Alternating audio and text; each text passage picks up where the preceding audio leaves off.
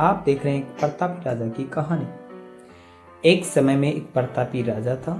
उसके 3 बेटे थे। उन्हें सुयोग्य बनाने के लिए राजा ने अपनी शिक्षा दीक्षा की श्रेष्ठ व्यवस्था दी। राजा ने अपने बेटों को हर विद्या में बेहतर पारंगत बनाया। राजा चाहता था कि उसके पुत्र ही उसके राज्य की भागदौड़ संभाले।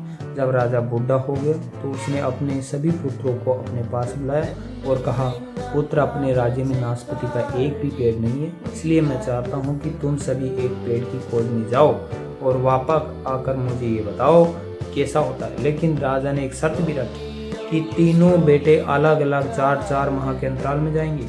इसके बाद तीनों आकर एक साथ प्रश्न का उत्तर देंगे। तीनों बच्चों ने एक साथ इस बात को स्वीकार किया। राजा का सबसे बड़ा बेटा सबसे पहले गया, उसके बाद मझला, उसके आखिरी में सबसे छोटा गया। सभी अपनी अपनी खोज कर पिता के पास वापस आए।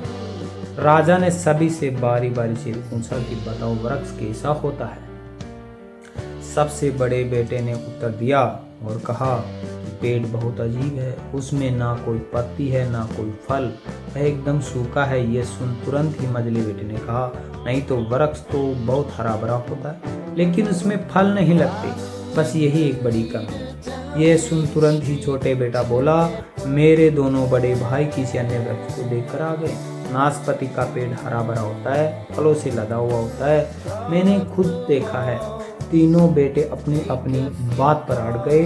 तब उसके पिता ने कहा कि जो तुमने देखा वही सही मानो, वास्तव में वही सत्य है। तुम तीनों नाशपाती का ही वृक्ष देख कर आए हो, जो तुमने बताया है वही वृक्ष का है, लेकिन तुमने अलग अलग मौसम में उसे देखा है। यह सुन तीनों बेटे राजा की बात सुनकर तीनों पुत्र एक दूसरे का चेहरा देखने लगे।